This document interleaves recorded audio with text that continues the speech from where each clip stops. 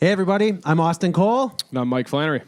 This is another episode of Real Talks, where Mike and I discuss real estate, asset accumulation, and lending. And hey, this is our first live stream. We've never live streamed before, so kind of excited to delve into that and hopefully get an audience checking this out.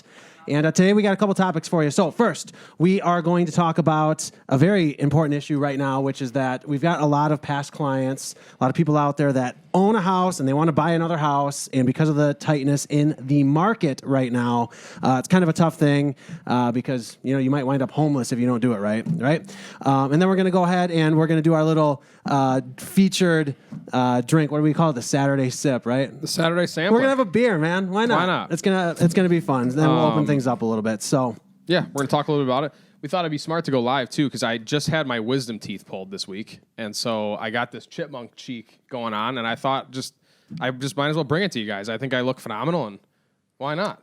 Yeah, man. Let's make it happen. Well, very photogenic with the iPhone 12 camera here. Yeah, filming it just us. makes sense. We'll get you back to normal, bud. I hear that alcohol actually is like a painkiller, so maybe that'll help. We'll find out. That'll be the first sip. Yeah.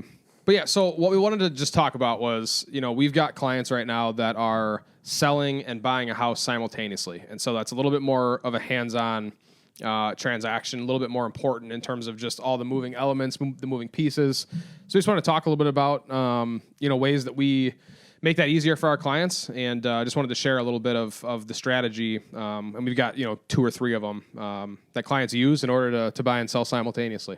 That's right, man.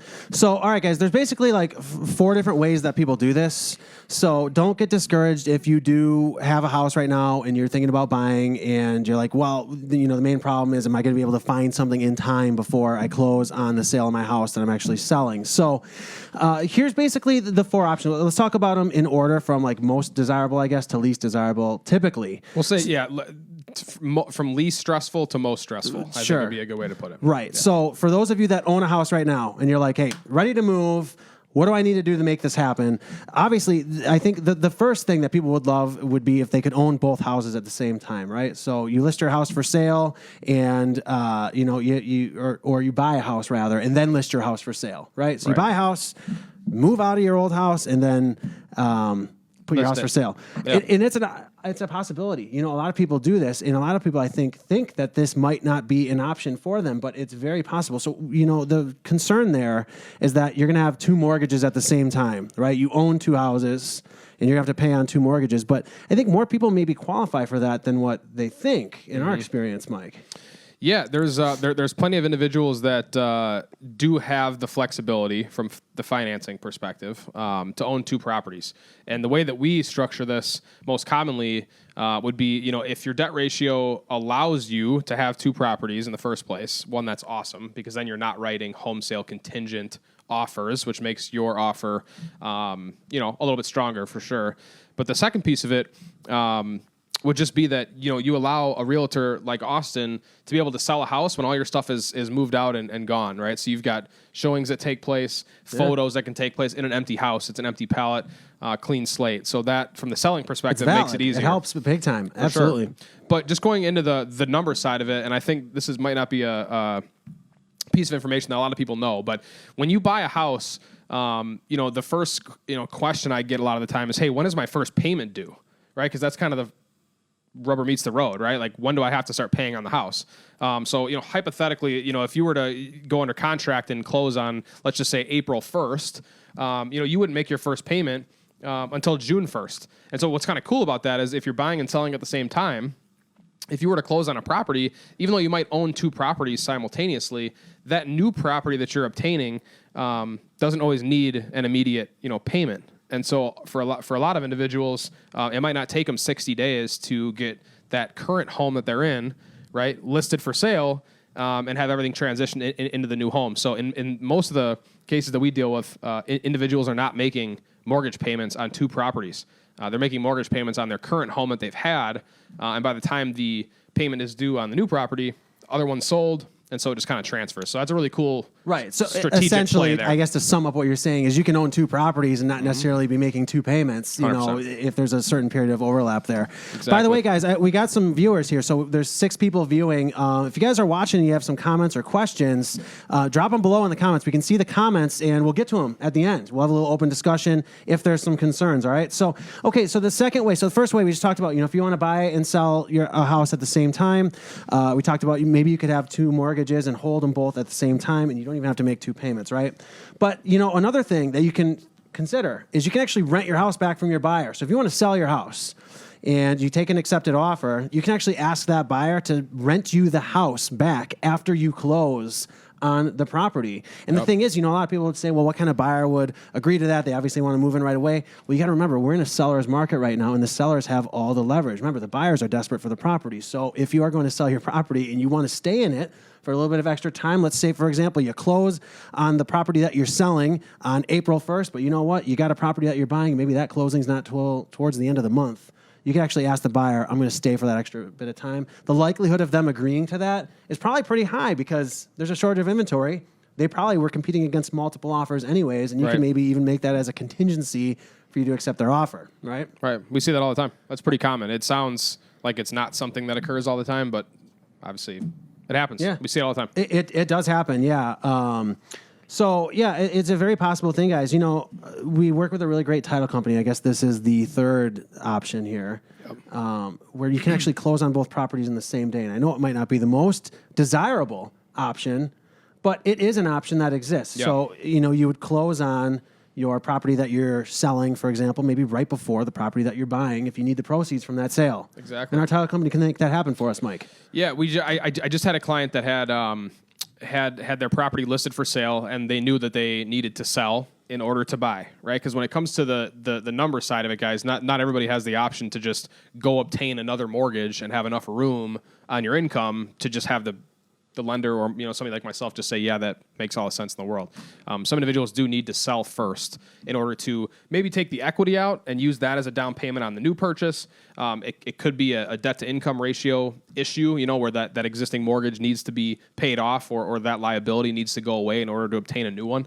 But long story short, the client had listed their home for sale, found a house that they wanted to buy within a few days. And so, those 2 contracts that they had going, they timed it up where the closing date was on the same day, and they sold their house, signed those the documents at noon, and then we closed on the purchase of their new house, at like 2:00, and they just literally had the title company, take the check and transfer that into the purchase of their new house, and so they walked away with keys to their new house and 1 check from the difference between what they sold their house for and what they owed versus down payment on the new one. So it's a little bit more complex, but just know that it is completely possible to have 2 closings in one day and, like you said, have a moving truck or a pod or whatever the case may be with all your stuff in it and walk away with selling your house, buying a new one, and everything's kosher. So you and it happens all the Mike, time. we have closed multiple deals where people actually show up to the closing Moving with truck. a U-Haul, with a moving truck that they maybe rented from the night before. They loaded it with all their stuff. It was in their driveway, and then they just show up to the closing. Yeah, sure, you can go the pod route too, where